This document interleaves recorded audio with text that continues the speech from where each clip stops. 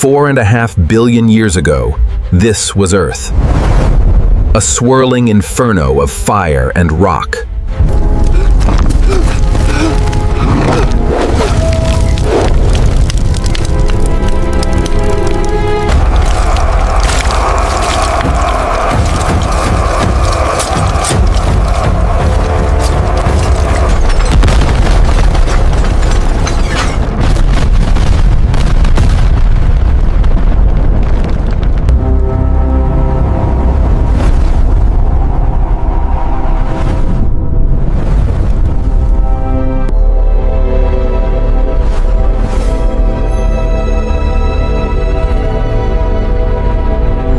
In the beginning, 4.5 billion years ago, the planet you stand on was a cauldron of fire and death. For 99% of cosmic history, the Earth rotated in absolute, indifferent silence. Empires of ice rose and melted, oceans boiled, and continents tore themselves apart. Monsters ruled the land and titans shook the seas, trapped in an endless, brutal loop of biology. Eat, breed, survive, die. Nature had strict rules. If you were small, you were prey. If you lacked claws, you starved. Then, a mere 200,000 years ago, a bizarre, fragile anomaly emerged in the savannas of East Africa. A hairless ape. It had no sharp fangs to tear flesh, no thick fur to survive the bitter winter, and no speed to outrun the apex predators of its ecosystem. By all the laws of evolution, this creature should have been a footnote, a forgotten failure, wiped out by the unforgiving African dust. But this ape carried a hidden, volatile power. It didn't grow sharper teeth. Instead, it learned to store information outside its own body. It learned to tell stories. Lurking just beyond the firelight, its eyes burned like the deepest coals, and its claws were long. In the blink of a cosmic eye, this fragile underdog broke the chains of nature, split the atom, and reached for the stars. This is not the story of countries or borders or kings. This is the ultimate crucible of our survival. This is the history of the world. To understand how this weak ape conquered the biosphere, one must understand the terrifying power of collective imagination. The first great turning point was not a weapon, but an element: fire.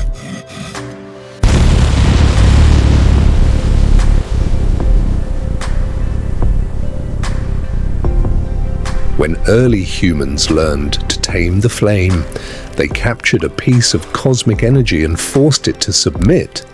Fire became their shield against the terrors of the night, keeping the great predators at bay. But more importantly, fire became our first evolutionary laboratory.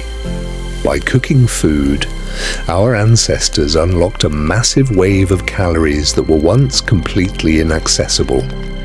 Digestion became easier, requiring less physical energy, and that reclaimed power was funneled directly into the most complex machine in the known universe. The human brain began to expand. As our brains grew, a silent, deadly revolution occurred within our communication. Every animal has a language, a cry for danger, a howl for the hunt. But human language developed the unique ability to speak about things that did not exist in the physical world. See the mammoth path. We surround it here and here. We drive it to the spear trap by the river fork. We hunt as one. We invented gods, spirits, tribal taboos, and shared myths. A chimpanzee will only cooperate with another chimpanzee it knows personally, limiting their groups to a few dozen. But humans, by believing in the same invisible stories, thousands of complete strangers could suddenly cooperate toward a single, unified goal. Armed with collective imagination, Homo sapiens marched out of Africa. Wherever we arrived, the ecosystem transformed. The woolly mammoth, the saber-toothed tiger, the giant sloths vanished within centuries of our arrival. We became the planet's ultimate apex predator, secured not through strength, but through blood and iron.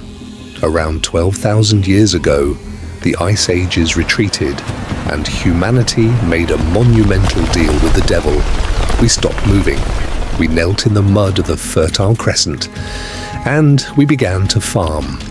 Traditional history frames the agricultural revolution as a triumphant leap forward, a moment where humanity tamed nature. The reality is far more brutal. In many ways, agriculture was history's greatest trap. As a hunter-gatherer, your diet was diverse, your body was athletic, and you worked only a few hours a day. But the moment humanity settled down to grow wheat, our lifestyles narrowed into an absolute cage. We did not domesticate wheat. Wheat domesticated us. Wheat demanded that we stay in one place, clear the forests, dig irrigation canals, and defend the fields with our lives. The human spine, evolved for running, was ruined by the daily agony of the plow. Disease ran rampant as humans huddled together in permanent settlements, surrounded by their own waste and domesticated animals. Why did we do it? Because farming achieved one critical thing that hunting never could. It created a massive, permanent surplus. It didn't make the individual human life better, but it allowed the population to explode. Humanity chose numbers over comfort, and the surplus of grain changed our social fabric forever. Finest silks from the east. Get your spices here, fresh ground today. Clear the path, coming through. In the ancient world, grain was wealth, and whoever controlled the granary controlled the civilization. Societies split into those who produced the food and those who managed it. The grain surplus required counting, which birthed the first systems of writing, not for poetry, but for tracking taxes and measuring property. To protect these vast concentrations of wealth, humanity built the world's first cities: Uruk, Babylon, Memphis. Within these walls, a rigid hierarchy hardened. Priests stepped forward, claiming the harvest depended on the favor of the gods. Hear us, great gods of the sky. Accept this incense and bless our people. To protect the grain from nomadic raiders. And at the absolute apex sat the king, a mortal man elevated to the status of a living deity, wielding total power over life and death. The free world of our ancestors was dead, replaced by the iron architecture of the state. As the centuries turned into millennia, the world grew smaller and the states grew hungrier. The Bronze Age collapsed in a wave of mysterious fires, and from its ashes rose the Age of Iron. Iron was cheap, abundant, and lethal. It democratized warfare, allowing states to field armies of unprecedented size. The era of the universal empires had begun. We are the storm!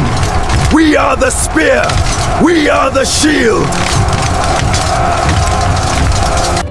The East, the Persian Empire built a bureaucratic marvel, linking millions of diverse peoples through infrastructure and the royal road.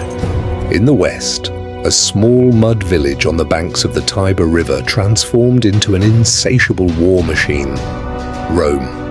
The Roman Empire perfected the art of total engineering and military discipline, laying down 50,000 miles of paved highways, linking the deserts of Egypt with the rainy hills of Scotland. Simultaneously, the Han Dynasty unified China, creating a legalistic superpower that managed tens of millions of souls. These empires were ruthless. They crucified dissenters, enslaved conquered nations, and wiped rebellious cities off the map. Yet, they also created vast zones of stability. For the first time, a merchant could travel thousands of miles using a single currency, protected by a single law. But iron highways and vast armies were not enough to hold these massive populations together. The world needed a deeper meaning. In a bizarrely synchronized moment of human history, thinkers across the globe looked at the chaos of Iron Age warfare and reached for order. In China, Confucius codified social duty and respect. In India, the Buddha questioned existence itself, asserting that human suffering is born entirely from desire. In Athens, Socrates and Plato discarded the old myths, pioneering a radical weapon called logic. And in the volatile landscape of Judea, the teachings of a man whom the Bible proclaims as God in the flesh, Jesus of Nazareth, would survive his Roman execution, traveling along the imperial highways to permanently capture the soul of the Western world and all around the rest of the world. These were powerful software updates for the human mind. But as these ideas spread along the trade networks, those very networks became vectors for disaster. The Silk Road, which brought luxury silk from China to Rome, also brought a silent, invisible killer, plague. The great colossi of the ancient world began to fracture, buckling under the weight of economic collapse, internal corruption, and devastating biological pandemics. For centuries, the Western world entered a period of deep realignment, but while Europe fractured, the torch of human progress simply changed hands. In the deserts of Arabia, a new faith emerged: Islam. Within a single generation, the Islamic caliphates unified a vast territory stretching from Spain to India. In cities like Baghdad, the Islamic Golden Age flourished, preserving, translating, and dramatically expanding the mathematical and medical knowledge of the ancient world. By the 15th century, this accumulated knowledge traveled back into Europe, triggering an explosion of curiosity known as the Renaissance. Then, in 1440, a German blacksmith named Johannes Gutenberg introduced an invention that would permanently alter the velocity of human thought: the movable type printing press. Before Gutenberg, books were copied by hand, a grueling process that took months and cost a fortune. Knowledge was a luxury reserved exclusively for the elite. The printing press made ideas instantly contagious, information was decentralized, and the modern world woke up, turning its eyes toward the deep, terrifying currents of the Atlantic. For over 10,000 years, the human story had evolved into completely separate planetary experiments. The Americas and Afro-Eurasia existed in total isolation. But in 1492, that horizon was permanently shattered. European caravels made landfall in the Caribbean, triggering the largest ecological rearrangement in the history of the Earth: the Columbian Exchange. Horses, cattle, and wheat flowed to the Americas. Potatoes, corn, and tomatoes flowed to Europe. The finest tomatoes in the square, only 4 coins. 4 coins is too steep. I'll give you 2 for the sack of potatoes. Fresh corn here, half price. Triggering an unprecedented population boom in the East. But this convergence was fueled by unimaginable horror. The Europeans carried a silent vanguard: smallpox and measles. The indigenous populations of the Americas, possessing no immunity, were utterly decimated. Within a single century, up to 90% of the native population perished in the greatest demographic collapse in human history. As the ancient empires of the Aztecs and Incas collapsed into ruin, Europe rushed to extract their silver and establish vast sugar plantations. To fuel this insatiable new engine of global capitalism, humanity turned to a monstrous system: the transatlantic slave trade. Millions of Africans were systematically hunted, chained, and shipped across the ocean to serve as disposable muscle. The world was now fully unified, but it was bound together by iron chains and baptized in blood. For all of human history, our progress was strictly limited by muscle. If you wanted to build an empire, plow a field, or sail a ship, you relied on the muscles of men, the muscles of horses, or the unpredictable whims of the wind. All energy was organic, but in the late 1700s, in the damp coal fields of Britain, humanity figured out how to unlock deep time. We discovered that the Earth had buried millions of years of ancient solar energy in the form of fossilized plants, coal. By burning coal, we created high-pressure steam, and by channeling that steam into a piston, we created the steam engine. The Industrial Revolution completely rewrote the rules of reality. Humanity had stolen the fire of the ancient Earth, and we used it to build machines that never grew tired. In a matter of decades, factories emerged, churning out tools and weapons at speeds that looked like dark magic. Steam locomotives tore across continents. Steamships turned oceans into predictable highways. Millions of people abandoned their ancestral farms and poured into chaotic, overcrowded industrial cities, trading the seasonal rhythm of the sun for the relentless, mechanical ticking of the factory clock. We mastered electricity, engineered synthetic fertilizers, and drilled deep into the earth for oil. Humanity possessed absolute power over the material world, but our wisdom did not evolve alongside our technology. We had placed the power of gods into the hands of tribal apes. The 20th century was the moment the bill for this industrial power finally came due. We took our brilliant factories, our advanced chemistry, and our mass production, and we turned them directly onto ourselves. The world wars became mechanized slaughterhouses, transforming combat into an industrialized assembly line of mass death. This dark trajectory reached its ultimate, terrifying climax on a quiet August morning in 1945.